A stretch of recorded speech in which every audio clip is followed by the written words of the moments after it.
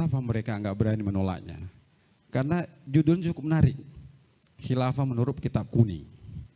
Dia bilang begini, Hasan, ini benar kitab kuning ini. Saya bilang itu masih putih, Ustaz. Karena memang kertasnya putih. Tapi rujukannya kitab-kitab ini semua. Dibaca. Baru saya bilang, Kiai tolong dibaca dengan cermat ya. Karena bulan depan rencana Kiai nanti menjadi pembedahnya. Apa kata dia? Waduh Ustaz, jangan ya Ustaz. Ini apa serius Kiai? Dibacalah dia. Sampai saya telepon terus, setiap 3 hari saya telepon. Sudah mana Kiai? Sudah halaman 500. Mantap Ustaz. Jangan terus, saya telepon dia. Setelah selesai dibaca, dia katakan, ini isinya bagus Ustaz. Maka sebelum dimulai tegaknya Islam, maka kerikil-kerikil pasti muncul. Di antaranya adalah salah satu komisaris Pelni. Itu kerikil kecil. Nanti muncul lagi kerikil besar lagi. Semakin lama semakin besar. Tapi bagi kita itu tidak ada artinya. Kenapa?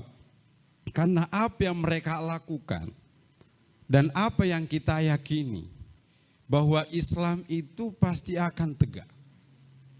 Syariat Islam pasti bisa kita tegakkan. Kenapa?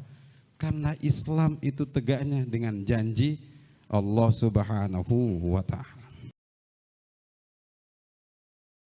Dan semua para pejuang Islam, malam ini kita berkumpul tiada lain salah satu bentuk kepedulian kita terhadap ajaran Islam yang tentunya itu adalah menjadi sebuah dorongan bagi kita semua untuk senantiasa menyampaikan kebenaran Islam, menyampaikan ajaran Islam, karena kita tahu bahwa perjuangan itu selalu ada arus yang lain yang menyertainya. Kalau istilah orang, kalau ada Muhammad di sana ada Abu siapa? Abu Jahal. Kalau ada Abu Suhri, berarti ada Abu Janda. Sebab ya rahmati Allah Subhanahu wa Ta'ala, saya juga sebenarnya kaget ya, karena waktu saya berangkat untuk mendengarkan ceramah tiba-tiba berubah menjadi pembicara. Itu luar biasa. Maka dari itu kita sebagai pejuang kapan saja dibutuhkan, kapan saja diperlukan, tidak boleh ada kata-kata saya tidak sanggup Ustaz. Pokoknya sanggup dulu, maju dulu, peran dulu, nanti menang, nanti diatur belakangan. Yang jelas kita merespon dulu apa yang menjadi persoalan yang hari ini. Para pejuang Islam dirahmati Allah Subhanahu wa Ta'ala. Itu kaget pertama. Kaget kedua, yang bawa pistol itu memang gak jauh dari rumah, seberangan saja. Begitu lihat Kampung Mangga, wah ini bahaya nih. Jangan-jangan sering hadir pengajian di tempat saya. Maka saya tunggu beritanya terus, alhamdulillah enggak disebutkan. Maka sebelum dimulai tegaknya Islam, maka kerikil-kerikil pasti muncul. Di antaranya adalah salah satu komisaris Pelni. Itu kerikil kecil. Nanti muncul lagi kerikil besar lagi, semakin lama semakin besar. Tapi bagi kita itu tidak ada artinya. Kenapa? Karena apa yang mereka lakukan dan apa yang kita yakini bahwa Islam itu pasti akan tegak. Syariat Islam pasti bisa kita tegakkan. Kenapa? Karena Islam itu tegaknya dengan janji Allah Subhanahu wa Ta'ala. Tapi bagi mereka orang yang tidak senang dengan Islam, mereka menyampaikan sesuatu karena sakit hati saja. Yang kedua, bisa jadi mereka menyampaikan hal demikian itu dari arahan bos yang ada di atasnya. Tinggal ditanya, mau komisaris pindah komisaris, ngomong lagi tentang kata-kata itu. Para pejuang yang dirahmati Allah Subhanahu wa Ta'ala, Kalau kita kembali ke Al-Quran, Allah telah menjelaskan kepada kita semua bahwa orang-orang kafir atau ante-antenya yang lain atau seirama dengan mereka, mereka itu senantiasa akan memadamkan cahaya Allah, akan memadamkan syariat Allah, memadamkan ajaran Allah, memadamkan Al-Quran, memadamkan hadis Rasulullah SAW. Tapi kita tahu bahwa cahaya Allah itu pasti senantiasa akan tegak. Apa buktinya? Satu orang namanya Budi siapa tadi? Yang ngejak itu Budi siapa? Pokoknya itulah, jangan diteruskan namanya. Satu orang mengucapkan itu, tapi 1000 orang yang merespon tentang khilafah Islam. Kalau mereka bertambah 100, akan bertambah lagi 1 juta orang yang meresponnya. Kalau mereka berbuat makar, maka makar Allah lebih canggih lagi. Maka dari itu, kita kumpul di tempat ini untuk merespon secara bersama-sama. Tapi insya Allah, respon kita itu juga akan direspon oleh malaikat yang ada di sekitar kita. Amin ya Rabbal Alamin. Jadi Allah sudah menjelaskan bahwa di setiap bentang waktu pasti ada pelaku-pelaku atau oknum atau orang yang memang sengaja untuk meredam isu Islam, meredam syariat Allah Subhanahu wa ta'ala. Kenapa? Karena ada pejuannya. Kalau tidak ada pejuannya, maka tidak perlu diredam. Ada istilah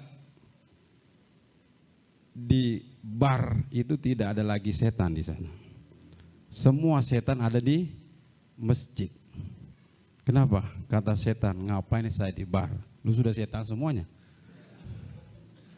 Loh, saya ke masjid saja supaya mengganggu orang yang ada di masjid supaya mereka menjadi setan. Jadi sebenarnya isu ini hanya pancingan saja. Dia ingin tahu apakah antum semua sudah mati atau masih ada. Ingat kalau di grup WA itu dikirim, sering ada muncul tiba-tiba, tolong direspon. Setidaknya kita tahu antum masih hidup. Benar gak?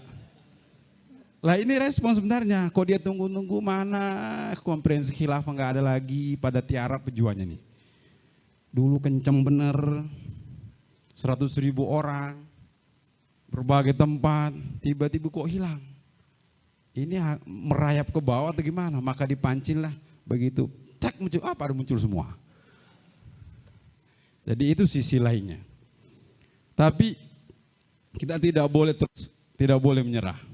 Karena kita tahu pertama kita sudah berada di jalur yang tepat. Gebrak kereta, Anda jangan sampai keluar jalur. Kalau keluar jalur, tunggu hancurnya. Maka dari itu istiqomah saja. Sampaikan terus kebenaran itu. Karena ini sudah di ujung perjuangan. Sebentar lagi keberhasilan kita akan lihat. Sama seperti ketika para sahabat bertanya kepada baginda Rasul. Ya Rasulullah, mata nasrullah, mana pertolongan Allah? Kok susah benar perjuangan ini? Kita ke Taif itu ditutup. Kita ke Bani So'so'a juga ditutup. Mana ya Allah?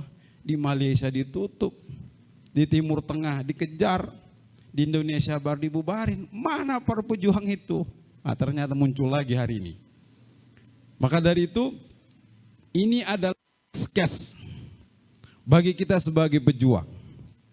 Maka ramai lagi. Kan tidak jauh antara pernyataan itu dengan pistol. Kenapa? Ada sesuatu yang mereka ingin tutupi. Ibaratnya Abu Jahal ini sudah amburadul, strategi mereka sudah mulai hancur-hancuran.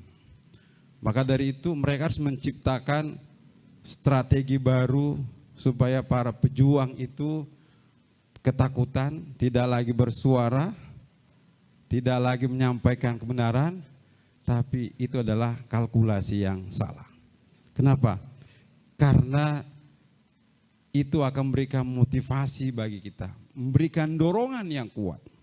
Maka dari itu respon kita harus masif melakukan gerakan itu. secara pribadi Tadarus bin Ni'mah. Di Jakarta Utara banyak kiai menolak khilafah. Dulu. Gimana caranya? Tinggal saya bawakan buku Khilafah Islam menurut Kitab Kuning. Saya cuma sampaikan 2 kata saja. Pak Kiai tolong ini ada buku tentang khilafah, mendukung khilafah. Saya juga minta tolong ke Pak Kiai, tolong dibuatkan buku setebal ini Kiai yang menolak khilafah. Jadi kiainya lama lihatnya, ini anaknya kurang ajar ini. Ya, karena saya minta kalau Pak Kiai tidak sanggup buat buku setebal ini 600 halaman, jangan ngomong lagi Kiai. Jadi kata dia, kamu masa nantang atau gimana? Enggak nantang, saya pingin Kiai itu buat buku yang secara spesifik menolak khilafah. Apa kata mereka? Kapan saya tolong? Saya tidak menolak khilafah. Saya cuma katakan susah. Padahal baru seminggu ngomong. Kenapa dia susah? Karena saya kasih tugas, tolong Kiai kalau nggak setuju buatkan buku setebal ini. Jadi sudah saya kasih, baru saya telepon. Kiai, sudah berapa lembar yang dibuat? Nggak perlu buat. Kenapa? Mantap buku ini. Takbir. Kenapa mereka nggak berani menolaknya? Karena judulnya cukup menarik. Khilafah menurut Kitab Kuning. Dia bilang begini, Hasan, ini benar Kitab Kuning ini. Saya bilang itu masih putih Ustaz. Karena memang kertasnya putih. Tapi rujukannya kitab-kitab ini semua. Dibaca. Baru saya bilang, Kiai tolong dibaca dengan cermat ya. Karena bulan depan rencana Kiai nanti menjadi pembedahnya. Apa kata dia? Waduh Ustaz, jangan ya Ustaz. Enggak, serius Kiai. Dibacalah dia. Sampai saya telepon terus, setiap 3 hari saya telepon. Sudah mana Kiai? Sudah halaman 500. Mantap Ustaz. Jangan terus, saya telepon dia. Setelah selesai dibaca, dia katakan, ini isinya bagus Ustaz. Jadi semua saya kasih, saya suruh baca. Karena saya bilang Pak Kiai tolong dibaca dengan baik. Karena nanti Kiai yang bedah. Nah bingung dia. Ini kalau saya nggak baca dengan baik, nanti saya dikritik, nanti saya salah baca. Terpaksa dibaca. Saya ketemulah ketua MUI.